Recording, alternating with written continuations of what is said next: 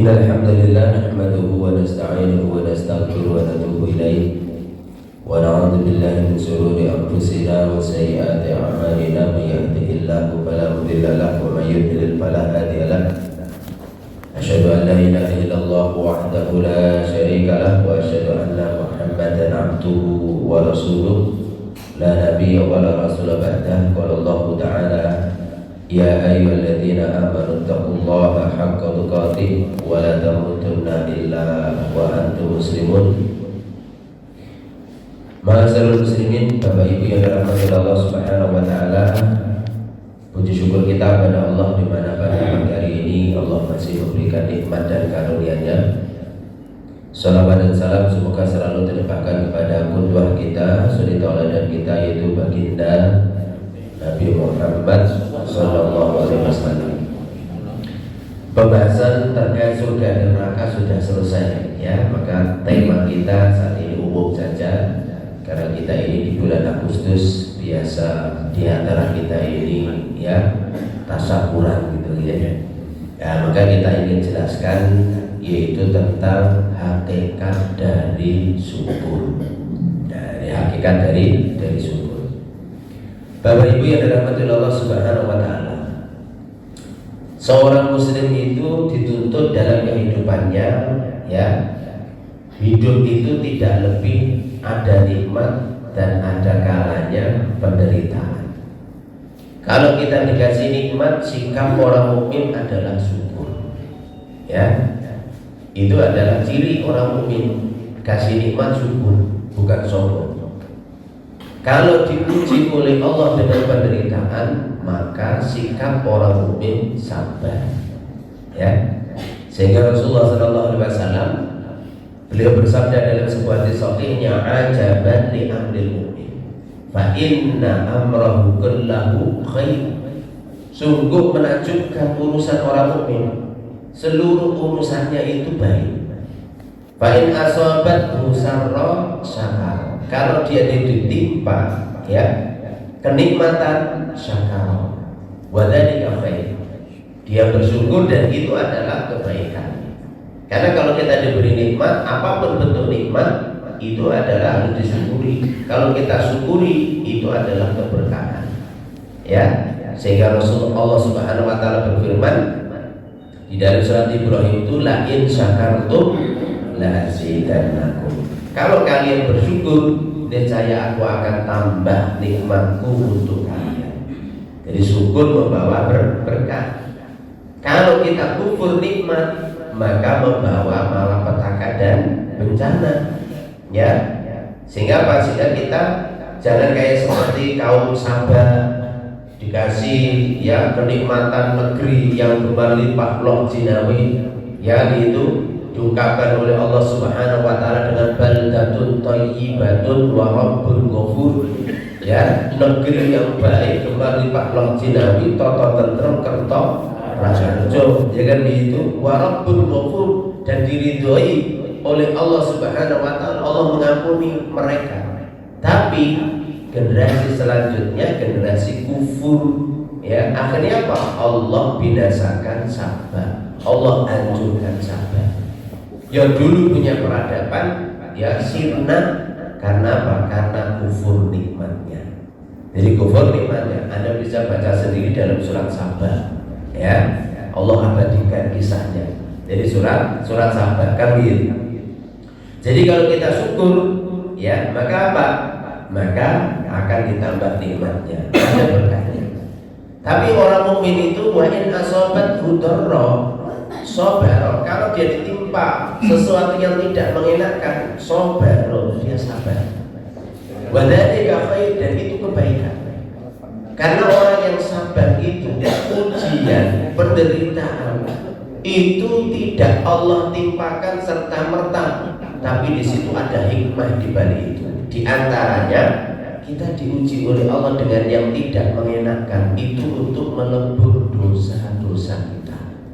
Ya, tidak ada satupun yang menimpa bagi seorang muslim dalam hadis riwayat Aisyah itu, ya, baik itu rasa sakit, greges, kena duri, ban bocor, ya kan gitu ya, keluarga ada yang meninggal, kurangnya harta, itu semuanya akan menghapuskan dosa-dosanya selagi dia sabar. Ya, dia sabar. Anda ya berangkat ngaji ban bocor, orang sabrutu wis dinikmati wae. Ya kan gitu ya, sabar. Biar apa? Pahalanya berlipat-lipat ganda. Ya, nggak usah disalahkan pakunya, paku disalahkan. Ya, jadi kayak gitu. Jadi apa? Jadi ya sudah sabar. Ketika sudah kayak seperti itu ya sudah tinggal ucapkan qadarullah wa ma syaa fa'al. Ini takdir Allah, apa yang dikehendaki oleh Allah mesti terjadi. Oh, ini sudah musibah, sesuatu yang tidak mungkin ya kita bisa mengelaknya. Jadi harus sabar.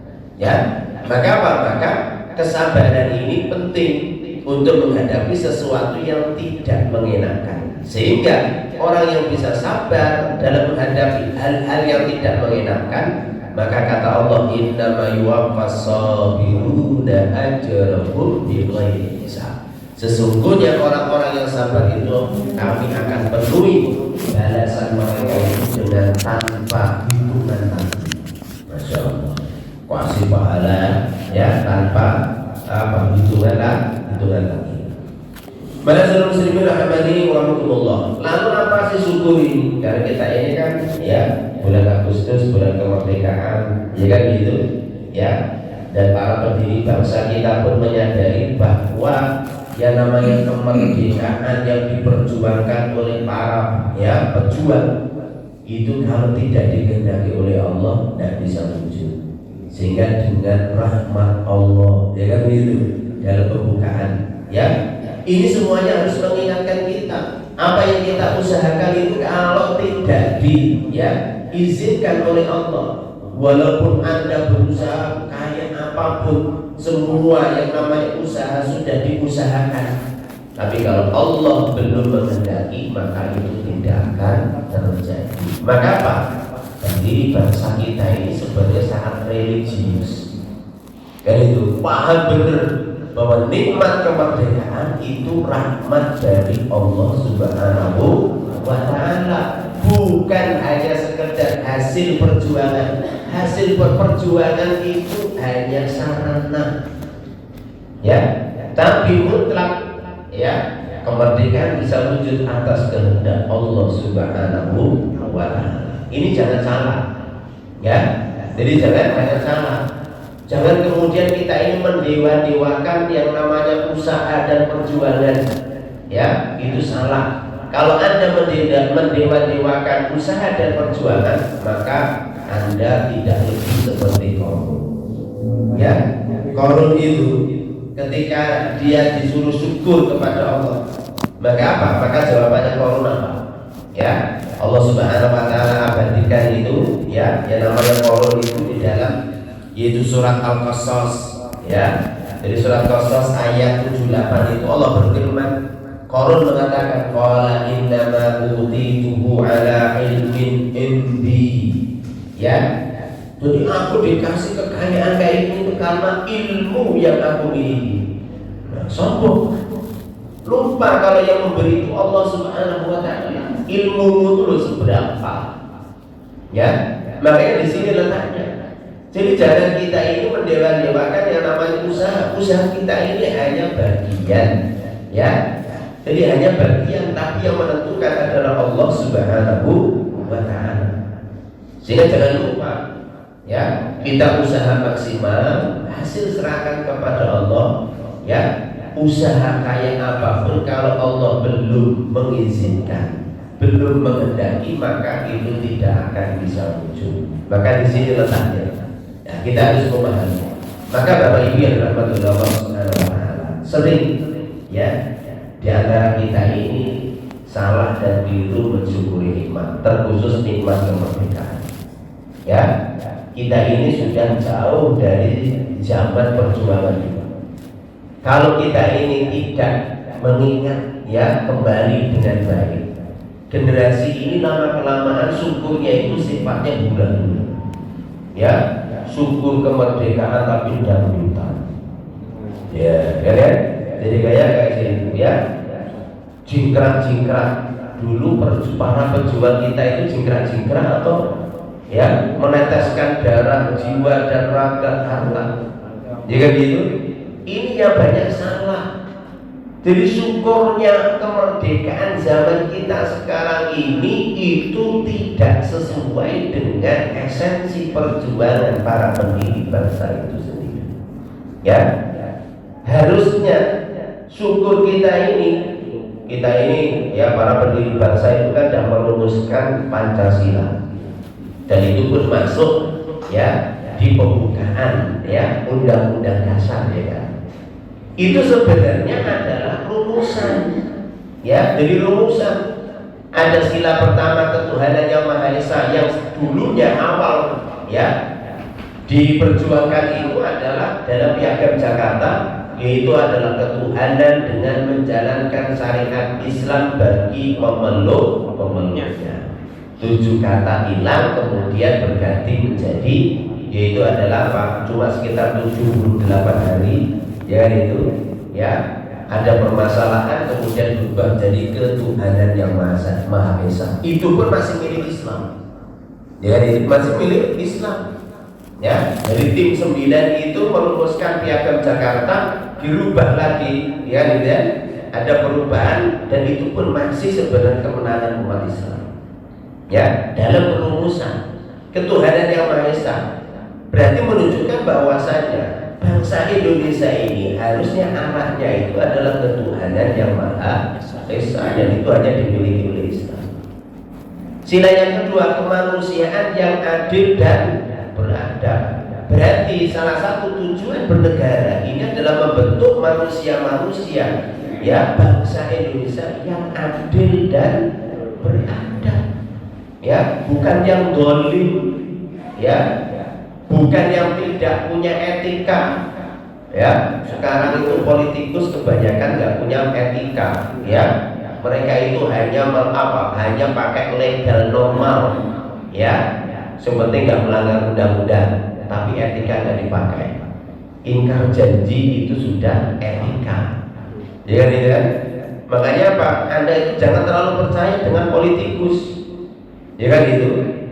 Karena poli itu banyak, tikus itu artinya tikus. Jadi akhirnya apa? Banyak tikus. Ya, jadi kayak begitu. Ya, jadi apa? Jadi mereka biasa ingkar janji. Kalau nggak ingkar janji itu bukan politikus zaman sekarang. Ya, jadi apa? Makanya harus kita waspadai. Ya, jadi kita ini harus benar-benar membentuk karakter bangsa. Ya, sebagaimana cita-cita dan amanat pendiri bangsa itu adalah membentuk generasi yang adil dan beradab. Ya, kemudian sendi untuk membangun itu persatuan Indonesia. Dalam ya pemerintahan, sistemnya adalah kerakyatan yang dipimpin oleh hikmah, kebijaksanaan dalam permusyawaratan perwakilan. Ya, ini adalah apa? Saat ini mohon maaf, saya sendiri sangat tidak setuju dengan sistem presidensial. Saya tidak setuju. Karena itu bagi saya, sedikit banyak saya paham hukum, ya, itu adalah melanggar sila keempat ini. Harusnya presiden itu dipilih oleh MPR seperti dahulu, ya, bukan dipilih oleh rakyat. Karena konsekuensinya kalau Anda pilih, ya, kalau Anda pilih maka apa? Nggak bisa dilengsarkan. Ya, sulit untuk sekarang melengsarkan presiden di Indonesia ini. Kenapa? Harus pakai impeachment. Dan impeachment itu jelas-jelas kalau dia itu melanggar undang-undang. Kalau dia nggak melanggar undang-undang, ya nggak bisa. Dan sekarang MPR itu gabungan DPR dan DPD, ya kan begitu. Mengapa? Oh, mereka sudah kong kali kong. Ya, kalau sudah kong kali kong, maka apa yang terjadi? Sorok kong. Lihat begitu. Nah ini, ya jadi sulit. Jadi kalau saya setuju bahwasanya presiden itu diangkat oleh MPR, sehingga lembaga tertinggi itu adalah MPR harusnya. Sekarang MPR itu hanya pantes-pantesan. Ya, coba sekarang lihat apa gaungnya MPR. Tidak ada. Ya, karena apa? Karena sekarang itu presiden itu sudah sejajar, semuanya sudah sejajar. Ya, maka apa? Nggak bisa. Sekali Anda sudah nyoblos milih presiden dia jadi, maka sudah nggak bisa diotak-atik. Ya, di sini akan melahirkan oligarki, melahirkan dia itu adalah orang-orang yang otoriter. Ya, pasti nggak mungkin. Ya, nah, itu sudah pakar hukum banyak komentari. Ya kan itu bahwasanya sistem presidensial ini itu sebenarnya adalah melanggar kerakyatan yang dipimpin oleh hikmah, yang memimpin itu hikmah, kebijaksanaan dalam permusyawaratan perwakilan. Jadi kita pilih wakil yang baik, wakil DPR, DPD yang baik, ya. Loh sekarang itu yang jadi itu rata-rata kan yang ngetren dan terkenal. Ya, Komeng itu jadi ya DPR, ya, jadi kan DPD ya, coba Pak ya. Jadi ya, akhirnya kan ngelawak terus Indonesia disuruh ngelawak. Ya, jadi apa? Harusnya MPR itu, DPR itu yang orang-orang yang ahli dalam bidangnya masing-masing, sehingga di situ dia akan memilih presiden yang benar-benar mumpuni. Kira-kira siapa ini? Kenapa? Karena DPR, DPD-nya itu perwakilan orang-orang yang hebat, ahli arsitek, ahli kedokteran, ya kayak seperti itu, ya. Lu sekarang itu orang nggak punya kemampuan apapun bisa jadi DPR, MPR, asal punya duit, ya. Maka apa? Maka kalau sudah kayak seperti itu Mas Rusli, rusak. Ya, mereka akan merusak yang namanya anak bangsa ini. Ya, kemudian tujuan bernegara inti itu adalah nomor 5, sila ke-5, keadilan sosial bagi seluruh rakyat Indonesia. Itulah yang dicita-citakan, kemakmuran. Lihat, kemakmuran bukan hura-hura. Ya. Apalah artinya kita ini hura-hura malam 17 Agustus tapi utangin negara akeh. Ya, habis itu sedih ada dipaceki, seneng cuma sesaat, tumpengan. Lihat gitu ya. Jadi apa? Habis itu mikir bayar pajak, bayar ini, bayar itu. Ya kan gitu. Maka apa? Maka ini keluar dari esensi syukur itu sendiri. Maka oleh karena itu kita sedikit menyinggung tentang syukur. Kenapa ini penting? Karena banyak di antara kita ini keliru memahami syukur dengan kemerdekaan ini. Ya, kalau saya dikasih kesempatan di lingkungan, saya sampaikan. Ya, oke lah kalau istilahnya cuma tasakuran makan itu oke lah, kan gitu ya, nggak ada masalah. Tapi jangan sampai yang sifatnya gula-gula, buang-buang duit, ya hanya untuk gula-gula. Ya, itu kalau prinsip saya itu kayak mengkhianati dari perjuangan pendiri bangsa. Mereka harus mengorbankan jiwa, raga, harta mereka, kok kita malah gula-gula? Ya, sudahkah kita menciptakan di lingkungan kita ini keadilan? Ya, keadilan sosial. Berapa banyak di lingkungan kita, di RT, di RW banyak orang yang fakir miskin. Kenapa duit ya RT buat RW kok nggak untuk mensejahterakan mereka? Coba kalau malam 17 Agustus itu diresmikan bedah rumah di lingkungan masing-masing, ya saya yakin di lingkungan kita ya semuanya rumahnya jadi layak huni. Ya kan gitu? Daripada untuk yang apa pesta, ya kan begitu? Ya, maka apa? Maka lebih baik diwujudkan itu. Ya, jelas sesuai dengan keadilan sosial bagi ya seluruh rakyat Indonesia. Minimal kita berjuang ya kemampuan kita. Ya, jangan sampai uang dari warga dikumpulkan jutaan tapi itu hanya habis untuk malam Agustusan. Ya, kenapa saya paham? Karena saya kebetulan ketua RT juga. Ya, jadi per Januari kemarin saya ketua RT tanpa sengaja. Kenapa tanpa sengaja? Karena saya aslinya bukan yang terpilih. Yang terpilih itu ya istilahnya tetangga, dia mundur diri. Ya sudah malam dilantik, undur diri, ya kan gitu kan. Akhirnya saya ditodong sama RB, ya kan gitu kan. Nah, ya udah Bismillah ya. Ya kalau saya jadi ketua RT berarti ikuti aturanku, ya kan ya, kayak seperti itu ya. Syukuran ya syukuran kok, ya. Nggak ada yang lain, ya. Urusan kamu mau ngomong kayak apa sekarang, ya. Jadi kayak prinsip saya kayak begitu. Kalau saya diomong kayak apa, saya nggak perlu kamu, ya kan gitu ya. Ya udah biarin aja, nyantai saja. Ya paling kan cuma diomong aja, ya. Jadi kayak seperti. Nah ini masalah muslimin rahimahumullah. Kenapa? Karena terus terang dana kadang terkumpul 10 juta, 15 juta. Kalau malam Agustusan habis, ya. Padahal ada yang lebih urgen yang dibutuhkan oleh masyarakat, dirasakan oleh semuanya. Ya, kenapa harus dihabis-habiskan hanya untuk itu? Nah ini, maka syukur itu ada 3 masalah muslim. Imam Ibnu Qayyim rahimahullah di dalam kitab beliau Madarikus Salikin, beliau menjelaskan asyukuru zuhuru athari nikmatillahi ala lisani abdi sana'an wa i'tirafan. Syukur itu tampaknya bekas nikmat Allah dalam lisan hamba berupa pujian dan pengakuan. Berarti syukur yang pertama syukur dengan lisan. Kita ngakui dengan lisan kita. Ya, kalau nikmat itu datangnya dari Allah.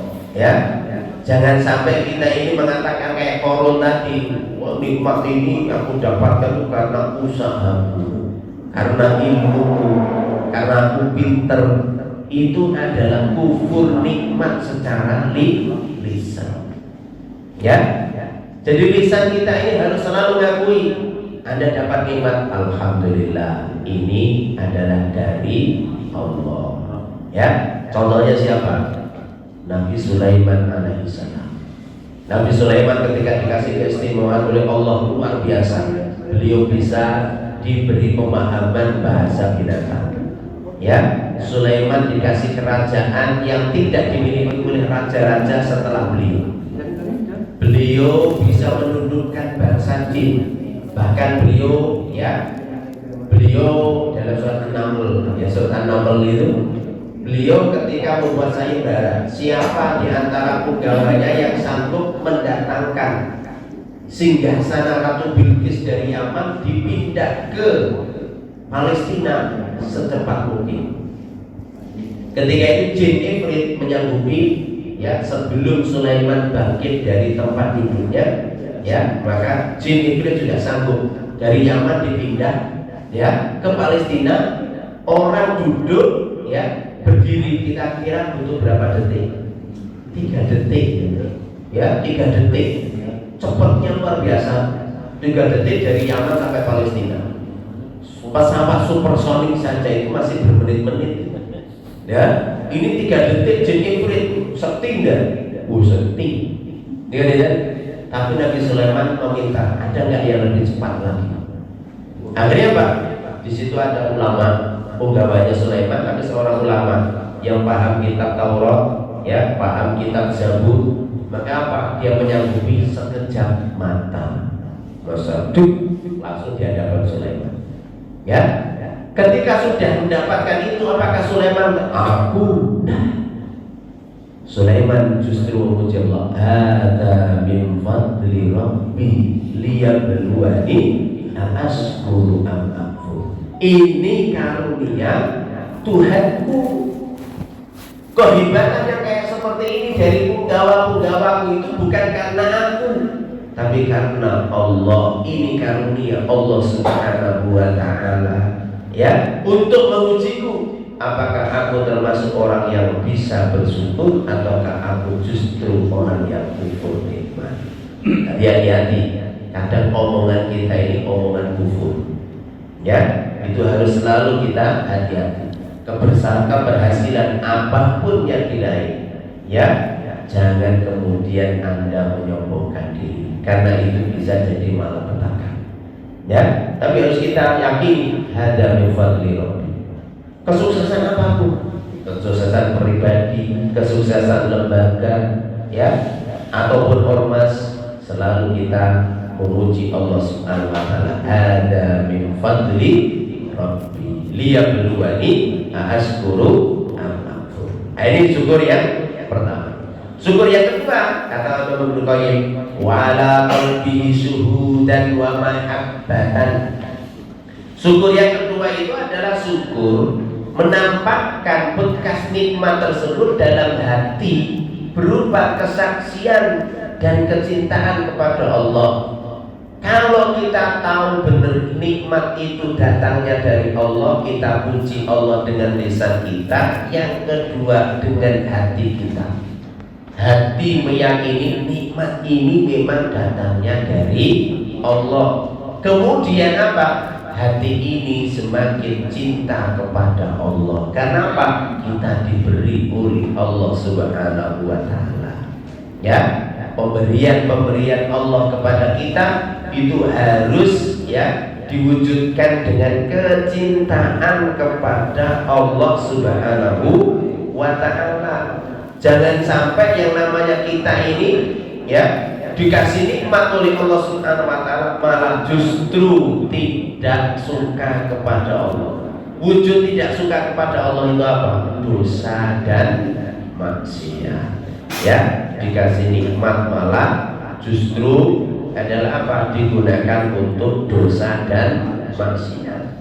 Ya, harusnya semakin membuat kita cinta kepada Allah. Berarti apa? Sangat taat kepada Allah Subhanahu wa Ta'ala. Ya, jadi apa? Hatinya yakin benar ini datangnya dari Allah dan kemudian menumbuhkan cinta kepada Allah Subhanahu wa Ta'ala. Kenapa? Karena memang pemberian itu secara kaidahnya pemberian itu akan melahirkan kecintaan. Ya, jadi kecintaan kita suka diberi oleh Allah, ya pasti lama kelamaan kita akan mencintai Allah. Kenapa? Allah memberi ini, sehingga apa? Kita semakin cinta kepada Allah Subhanahu wa Ta'ala. Ketika cinta kita kepada Allah kuat, maka apa? Ketaatan itu akan semakin kuat. Karena tiga hal yang menjadikan kita ini taat itu tiga. Yang pertama itu apa? Cinta yang paling utama, cinta kita kepada Allah. Kalau cinta kita kepada Allah kuat, ketaatan kita mesti kuat. Yang kedua itu adalah rasa takut. Kalau kita punya takut kepada Allah, mesti kita taat kepada Allah. Kenapa ada ibadah? Ada kalanya takut dosa, takut disiksa di neraka. Karena ada rasa takut tersebut melahirkan ketaatan. Ya. Yang ketiga itu ar-raja, harapan. Kenapa Anda taat? Karena berharap kepada Allah. Ada ibadah kenapa? Pengen dapat pahala, pengen masuk surga. Ini tiga hal yang mendorong orang untuk bisa taat kepada Allah. Ya, itu adalah pertama, yang utama adalah cinta kepada Allah. Semakin kuat ya cinta kita kepada Allah, taat kita semakin kuat. Harapan kita kepada Allah semakin kuat, maka semakin kuat ya ketaatan kita. Rasa takut kita kepada Allah kuat, maka semakin kuat pula ketaatan kita kepada Allah. Orang itu seringnya dosa dan maksiat itu karena apa? Karena tidak ada takut kepada Allah. Ya gitu. Berbuat maksiat, contohnya minum minuman keras. Allah, aku minuman keras dari zaman dulu orang mati-mati. Ya, temanku yang nggak pernah minuman keras yang mati di situ. Begitu. Ya, kira apa? Itu udah gak takut sama Allah. Kalau udah gak takut sama Allah kayak gitu, kira-kira taat dah? Ya tidak mungkin, dia akan terus dosa dan maksiat. Aku ngerokok dari dulu orang mati-mati. Ya kan gitu ya? Jadi apa? Yang nggak ngerokok malah mati duluan. Ya, berarti kan enak ngerokok. Kan gitu ya? Itu ya kenapa? Ini ma'asyiral muslimin. Ya. Itu adalah apa? Itu adalah bahasa-bahasa karena dia tidak punya rasa takut kepada Allah. Ya, maka itu tiga. Kemudian yang terakhir, masyarakat muslimin, syukur yang ketiga itu adalah syukur dengan praktek. Ya, itu dengan perbuatan. Sehingga dikatakan oleh Ibnu Qayyim, wa ala jawarihi inqiyatan wa ta'ah. syukur dengan anggota tubuhnya, dengan prakteknya berupa ketundukan dan ketaatan kepada Allah. Hakikat dari syukur inilah yang ketiga ini yang paling berat. Kalau Anda syukur nikmat Allah, ya berarti Anda harus tunduk taat kepada Allah. Kalau kita sadar benar kemerdekaan ini adalah nikmat dari Allah, berarti harusnya bangsa Indonesia ini semakin taat beribadah kepada Allah, bukan semakin kufur. Ya, harus semakin taat. Dan ini yang paling berat. Sehingga apa? Sehingga Allah Subhanahu wa taala itu memerintahkan kepada keluarga Daud. Jadi kepada keluarga Daud. Allah Subhanahu wa taala memerintahkan kepada mereka, "I'malu ala Daud syukra wa qalilun min ibadiyas syakur." Hei keluarga Daud, ya, beramallah. Ya, beribadahlah, beramallah sebagai wujud syukur. Ya, kenapa keluarga Daud disuruh banyak syukur kepada Allah dengan beramal? Karena Allah telah memberikan keistimewaan kepada keluarga Daud yang tidak dimiliki oleh yang lain. Daud dan Sulaiman itu dari Israel, dari Bani Israel, dari Yahudi.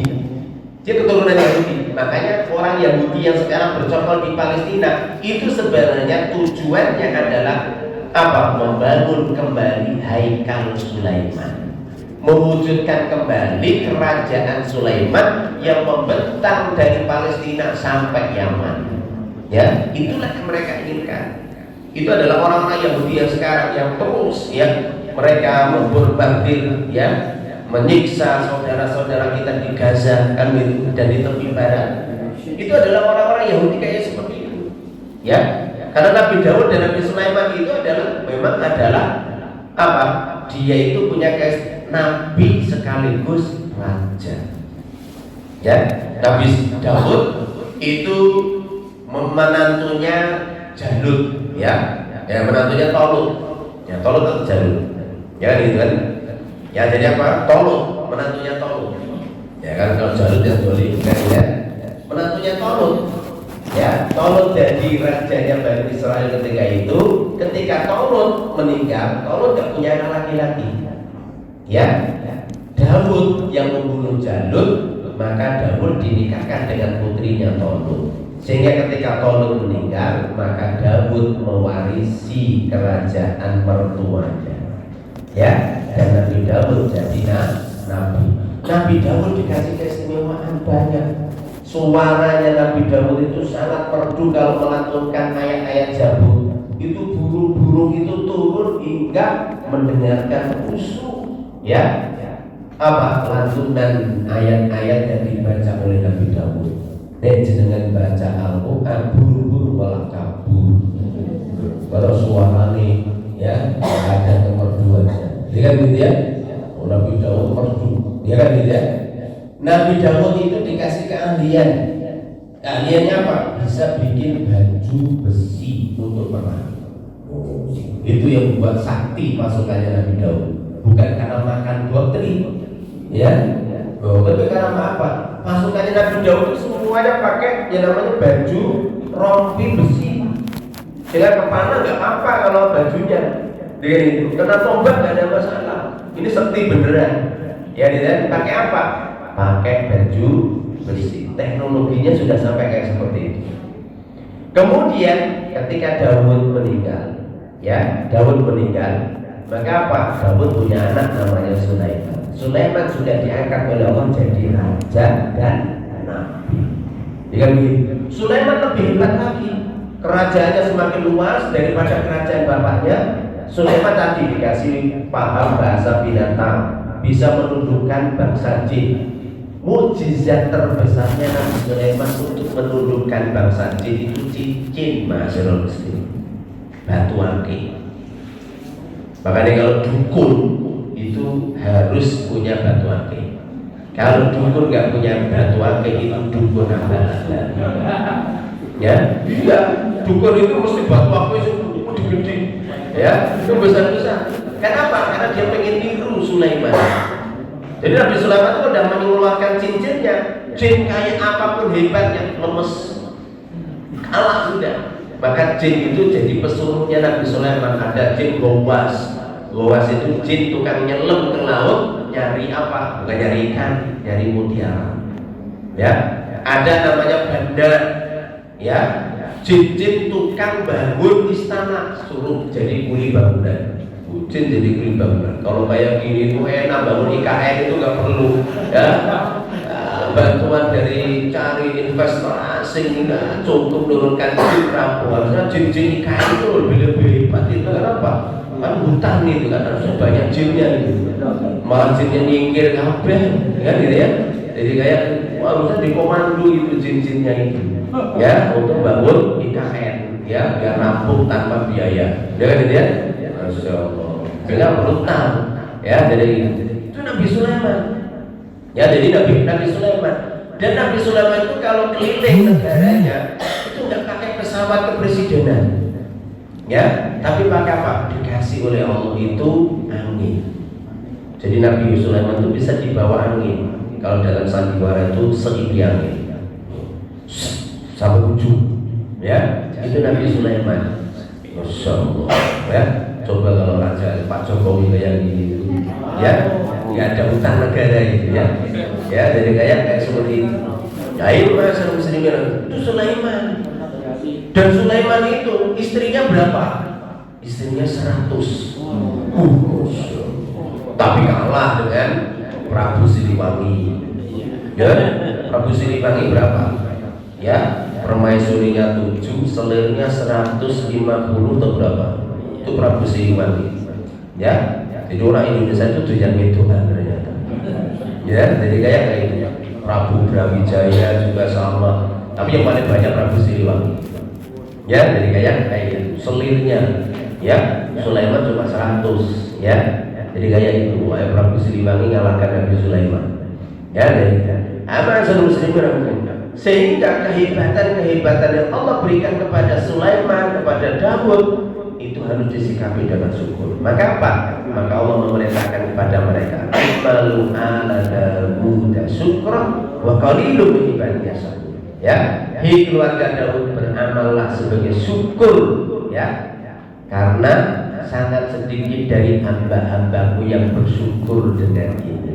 Dengan apa? Dengan amal. Sehingga hakikat dari syukur itu sorfun nikmati li taatil mulki, menggunakan kenikmatan untuk taat kepada sang pemberi nikmat. Anda dikasih kemerdekaan, gunakanlah kemerdekaan untuk taat kepada Allah. Ya, berarti apa? Berarti harusnya semua ya syukur berupa kemerdekaan ini harus untuk ketaatan kepada Allah. Yang sifatnya justru melanggar aturan Allah harus dijauhi. Ya, tapi kita kadang ngomong kayak gini oleh masyarakat itu, ini ekstrim, gitu ya. Jadi kayak seperti itu ya. Tapi mau diapa lagi? Ya harus disampaikan. Ya harus disampaikan karena mohon maaf kebanyakan itu sifatnya justru adalah koya. Ya, dan itu adalah menyelisih dari tuntunan Islam itu sendiri. Maka kita sebagai seorang Muslim mensyukuri nikmat kemerdekaan ini. Mari kita wujudkan kemerdekaan ini untuk semakin taat kepada Allah. Ya, itulah hakikat syukur dalam kemerdekaan ini. Jadi bukan malah budak-budak. Ya, jadi bukan budak-budak. Ya, Wallahu ta'ala a'lamu bishawab. Demikian yang bisa kita sampaikan, dan saya mohon maaf ya tadi terlambat. Karena apa? Karena saya tadi juga ada kajian sebentar. Kemudian saya lewat jalan dalam malah banyak orang istilahnya apa perayaan kemerdekaan. Jadi ya akhirnya cari jalan-jalan lagi gitu ya. Ya akhirnya sampai sini. Harusnya jam 6.15 tadi sudah sampai sini. Ya demikian Bapak Ibu. Yang dirahmati Allah Subhanahu Wa Taala. Semoga ada manfaatnya. Saya tidak perlu panjang lebar juga karena kebetulan juga ada tetangga saya yang meninggal ya di Magelang ya. Istilahnya apa ya, saya jadi ketua RT ya paling tidak harus ya tadi sudah dibangunkan dari jam 2 malam gitu ya. Jadi itu saya mohon ya maaf maaf yang sebenarnya tidak bisa buka sesi tanya jawab karena ada keluarga saya yang meninggal ya, lagi ziarah ya, jadi lagi ziarah ke makamnya Syekh Subakir ya, meninggal ya, jadi kayak seperti itu karena beliau memang ahli ziarah gitu ya, jadi ahli ziarah ya, meninggal ya, jadi kayak seperti itu. Wallahu ta'ala a'lam bishawab. Jadi saya Assalamualaikum warahmatullahi